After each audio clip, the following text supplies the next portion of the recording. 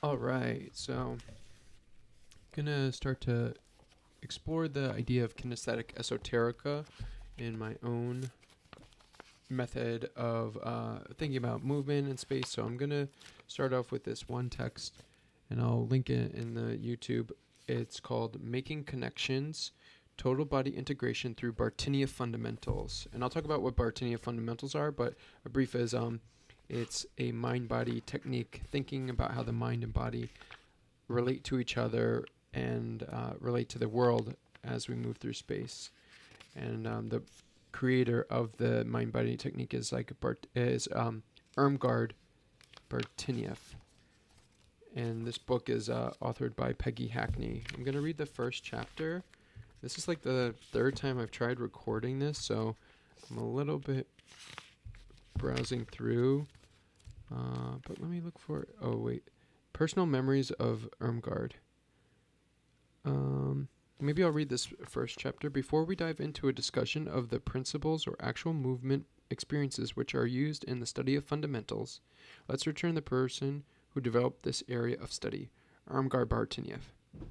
And now, Rudolf von Laban's seminal work in the first half of this century identified and illuminated the concepts of effort, space, shape, action, and body parts, and group relationships as elements which describe how human beings express themselves through movement. But until his student, Irmgard Bartenieff, brought the perspective of her own work from physical therapy to the Laban framework. The Laban framework, the Laban work lacked a full body component, emphasizing the importance of internal body connectivity and making movement come alive both within the individual and out in the world was Irmgard's unique contribution to this work. And eventually I'll talk a little bit about Rudolf von Laban. This guy created a notation system for writing all types of movements. So it's like music theory, or like you know, not music theory, but like musical notes for the body. So any type of way of expressing the body could be notated. That's like, you could notate the qualities and actions of a kata from some martial arts, or you could, notate a person walking down the street and all the different qualities, the direction, is very in depth. And Rudolf von Laban, if I remember right, was used during World War II to analyze soldiers' movement patterns and to help them become more efficient. So it's always the military. I'm not sure if that's specifically but I know that he got a lot of his information from studying people during World War II, I think. I'm going to do more about that later, but I'm going to talk a little bit about the chapter 2. What is fundamental? In the miracle of new life, we recognize what is truly fundamental in movement. Momentous change occurs. Relationship is created, and patterns of connection begin to set up, which will continue throughout life. Let's return briefly to those beginnings. A human baby is within a womb, warm and one with its mother, awash in the unity of watery darkness, in synchrony with the rhythm of the mother's nearby heart, moving, always moving, rolling, turning, changing. Each cell is alive and involved in taking in nourishment and releasing that which is not needed. All is in harmony. As the baby comes out of the darkness into the light, entering the air-breathing world, still it is in unity with the mother and another nourishing source, the air. Now breathing on its own, filling and emptying its tiny rounded body, expanding and scrunching its whole being, tuning with its inner bodily impulse, seeming at one moment full and soft, and at another moment wrinkled and small. Still there is a synchronous way of being with itself, an undifferentiated unity. Wholeness, the pattern of breath, is there. I'm going to jump around in this chapter. It is astounding to realize that for a human being, this incredibly beautiful progression generally happens within the first 9 months of life, and that we traverse an equally astounding and yet startlingly similar progression of stages in movement at each new level of development. From lying to sitting, from creeping to standing, and from walking to running and going into the air. We cast ourselves into the sky in an ecstatic leap. Many successive layers of patterning in our physical, emotional, and spatial selves have brought us to that point. Essentially, each of us is that tiny baby emerging from the womb, and each of us is that joyous leaping being. I like that, the idea of joyous movement. All of us have come from a unity, an unformed oneness of self with environment, through a very stage-specific process of differentiation until, hopefully, we can begin to reintegrate our differentiated parts and interact with the world from the wholeness of who we are. In revisiting this process, we are reminded of what is fundamental in movement. And there are 3 points. First one, change is fundamental. The essence of movement is change, and as we move, we are constantly changing. Number 2, relationship/connection is fundamental. It is in our process of moving/changing that we create our embodied existence. But this change is not random. In the process of development, change is relational. As we move, we are always making connections, creating relationships, both within ourselves and between ourselves and the world. Number 3, patterning body connections is fundamental. Relationships which are created within our body become patterned as we grow. It goes on to talk about patterning body connections. Patterning body connections is fundamental. We make connections with our own bodies through patterns or plans which our neuromuscular system develops for executing movement sequences, i.e. habitual firings of muscular pathways which come into play to meet a need or fulfill an intent. Intent is a big word that is used in this book, the intention and quality of intent. We have all gone through a developmental progression similar to the newborn baby we discussed as we began this chapter. This progression has hopefully enabled us to our own fundamental patterns of total body connectivity. So Peggy Hackney goes on to break it down in her own way. She's taking from Irmgard. She was a student of Irmgard, but Peggy Hackney is still alive. She describes 6 patterns of total body connectivity. The first one is breath. The second one is core distal, so that's like your core to the distal ends of like your fingers or your feet. The third one is head and tail, which is your head and pelvis, and the spine in between. It talks about that connection and what those patterns can be like. Number 4 is upper-lower connectivity, so upper body, lower body. Number 5 is body half connectivity, right side, left side. And number 6 is cross-lateral connectivity, which is really funky, from like right hand all the way through the center of the body down to the left leg, left foot. And a part of this work is like looking at each of these patterns and trying to really clarify, clean up, work on each person's own patterns. So you work on your patterns to then reintegrate all of the different patterns into one movement. So like you think about head and tail, but then when like you've processed all that stuff, then you're able to move your whole body and you're aware of the different relationships that are going on. These fundamental patterns of total body connectivity form the basis for our patterns of relationship and connection as we live our embodied lives. They provide models for our connectedness. So I like this technique because it talks about our inner connection with our body and how that relates out to the outer world. So it's not just like performance-based or I'm going to rehab a certain body part. It's all that stuff, and it's thinking about like how your body has certain patterns or tendencies, and what does that mean about who you are, and how you can then look at that and say, I have these patterns in my body, and that relates to the outer world. That's one way of thinking of it. Another is like, I have this outer world connection, and how do I change that connection to then change my body? So there's a lot of ways of looking at it, but that's like a brief kind of way I'm just riffing off of it. Each fundamental pattern of total body connectivity represents a primary level of development and experience, and each is relational.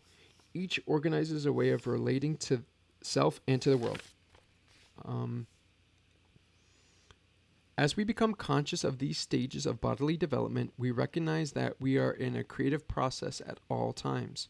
creating our own embodied existence, and we can see that these stages and patterns are mirrored in the development of our other creative work as well. Relationship. Relationship is fundamental. Relationship is connection. The ability to create relationship begins, quote, at home, within our own bodies and in the process of our development.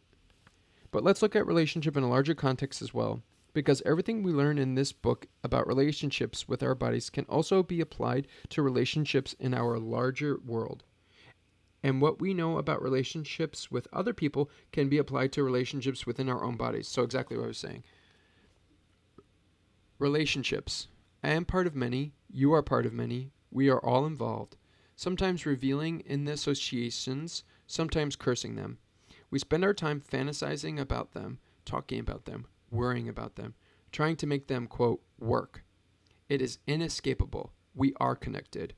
Vast networks of connections exist in which we are integrally linked. Each of us a unique being, and each of us belonging to a common entity, the relationship. This means that for every two people, there are actually three entities, each person singly and the dyad.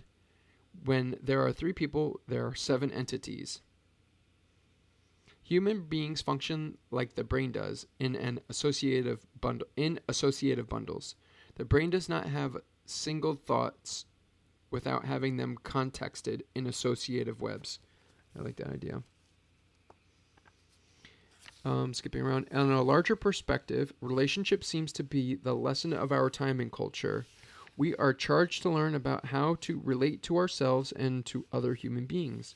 Our ability to do so makes a difference in couples connecting, a family that is lively together, a dance company that can continue to perform, a corporation that flourishes, or a world that survives.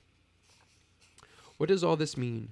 It means that at a micro level within ourselves and a macro level within our universe, we are always dealing with complex patterns of relationship, and those relationships are constantly changing. And then stressing working the connection between body parts rather than emphasizing holding one part and moving the others against, as it is frequently done in traditional physical therapy exercises. Number 2, acknowledging parts of the body, self, as separate but alive and interconnected voices. If one part changes, the others have to listen and find their relationship, or all parts need to choose the participation desired. Number 3, teaching movement as a relating experience. Relating within the individual and to others and to the space, not simply working for greater joint range or accuracy of picking up movement sequences as an isolated soloist or star player. It is when we experience the relationship of the parts that we can begin the integration process. It is also important to remember that integration is not the same as unity. I would like to utilize the words unity or oneness to refer to wholeness prior to differentiation, and integration to refer to wholeness after differentiation. So yeah, the technique is to look at each of these 6 patterns of movement, break them down, and then reintegrate them into the body so that your body is now integrated, to refer to a wholeness after differentiation. For instance, in developmental patterning, each differentiation brings more articulation and different possible relationships, both among body areas and in relation to the world. Like, this is why I really like this, because it's not just like about the body, it's about your body, my body, and then our bodies in the world and all of what that entails. So it's very applicable to like almost anything, right? Because it's all about change. Change is fundamental, as Irmgard often said. The essence of movement is change. She taught us that the process of living is a process of learning to live with change. She used to have a card on her mantle saying, "Constant change is here to stay." How can we educate ourselves or prepare ourselves to live in this stable fact and its mobile implications? One thing we can do is acknowledge and embrace it and incorporate it into our lives. The historian of science, Morris Burnman, once said in a lecture he gave at Antioch University in Seattle, The spongy uncertainty may be the solid place. As a matter of fact, when training to live in our world of constant change, training to enjoy the ever-changing relationships movement demands may be the most comprehensive training for basic intelligence. Dude, right? One more time. As a matter of fact, when training to live in our world of constant change, training to enjoy this, right? This idea of joy and things being joyous in your body and movement being, bringing more joy into our lives. Training to enjoy the ever-changing relationships movement demands may be the most comprehensive training for basic intelligence, right? Like you work on that, and then you're able to kind of navigate any type of request that the reality is giving you. And then it goes on to review what is fundamental. Change is fundamental. Relationship is fundamental. Relationship is connection. Patterning, body connections is fundamental. So those are the three. I like that. That's like pretty much the second chapter where it's talking about what is fundamental. Soon I'll actually go through the movement exercises, because I think once we get to the first one, which is breath, it'll then start to give you movement prompts. And that could be fun to think about, present, record. Because I always wanted to record the prompts. That way I could play my own voice back and then listen to the prompt. As opposed to, I have to read the prompt and then I have to like remember the prompt from the book. So that makes it harder to kind of go through the movement. So I think that's a reason why I'm doing this as well. That way I can replay the prompts and then actually do the work in greater depth. Chapter 3 is like, why return to fundamental patterns? Maybe I'll just see what this is. Fundamental capacities underline. Yeah, like expressive. Functional capacities underlie expressive capabilities. Functional capacity and efficient movement functioning result from using the body in a way that is anatomically and kinesiologically sound. In fundamentals, we return to early movement patterns to address weak or underdeveloped patterns for support or psychophysical health. Fundamentals provides a possibility to return and address patterns that are weak or underdeveloped and hence are not providing adequate psychophysical support for the basic skills needed by the organism. This approach facilitates rehabilitation from injury or repatterning basic movement abilities which support psychophysical security and basic functional expressive skills. Which is like, yeah, like if your body can't even do some basic stuff like you need to squat down and pick up something from the floor, and you're having trouble doing something like very simple like that, then that's going to start to limit your expressive capacity. And what is that chain that follows afterwards? So can we clean up these patterns and reintegrate? I'll do 2 more. Number 2, skill development requiring sophisticated coordination and phrasing of movement to facilitate technical virtuosity. Phrasing of movement, I like that. Like there are movement phrases. There are like, a sequence of movements, and we call that a phrase. Returning to fundamental patterns is useful for persons who decide to go into fields such as dance or athletics that demand highly articulate bodies performing skills which require sophisticated coordination of patterns, an ability to move facilely between simple and complex patterns of bodily organization. Fundamentals provides the possibility for movers to expand their movement range by mastering each basic pattern and then learn to interweave them rapidly. Phrasing with the subtlety required in highly technical movement. Yeah, that's a great word, interweave them rapidly. Because that's there's this saying, it's like, slow is smooth and then smooth is fast. So sometimes when we see people that are like, have really amazing movements and they do it super quickly, it's because all the little transitions between each step of the phrase or movement have been worked on so much that it can run smoothly and then it looks like it's moving fast, which it is. But number 3, purpose-oriented expression reflecting and impacting an individual's creative style to increase personal artistry, right? Like we're all artists out here. And so how can we express the creative spirit that's within all of us? Fundamentals also provides opportunities to work with purpose-oriented or personally motivated expression by returning to fundamental patterns which reflect or impact the individual's own creativity, style, or capacity for expression. And I think the next recording, I'll just do more of this chapter 3. And then, let me check really quick. I think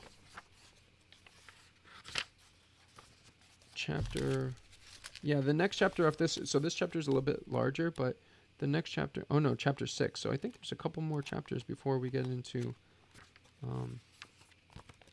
the actual 6 patterns of body connectivity. Chapter 4. So I was just reading a little bit of chapter 3, which is why return to fundamental patterns. Chapter 4 is what is Bartenieff Fundamentals? What is its goal/core? Then chapter 5, what are principles of Bartenieff Fundamentals? And then we, in chapter 6, begin to look at the 6 basic patterns of connectivity. So I'll actually review the chapter 3, 4, and 5 from Making Connections by Peggy Hackney and have a much cleaner presentation. I kind of just wanted to get this out because I kept stumbling on presenting this. I would record or something would go wrong, or I wouldn't be able to articulate. So I felt like this was a nice clean recording, a little bit of bumps, but I'm also excited. I got this B-roll playing in the background. I was like, I need I get all this B-roll, let me put something together and then share that. And then maybe in the next chapter, I'll do analysis and kind of my thoughts on the material, and then do a little bit of Instagram saved analysis. And all right, so I like that. The pictures are from a performance I did. The bottom portal is just something I found, and it was synchronous, that it was purple, so I thought that was cool. And then Garfield is in space. I don't know. There's this whole mythos behind Garfield now. At one point, maybe I'll share that stream. There's someone's analysis of it, and it was really interesting. But I think that's about it. So thanks for taking the time to listen. Beta today, better tomorrow. And make sure you're doing push-ups. I've been doing my push-ups and my sit-ups, so I have to get back on that. But still there. All right, peace.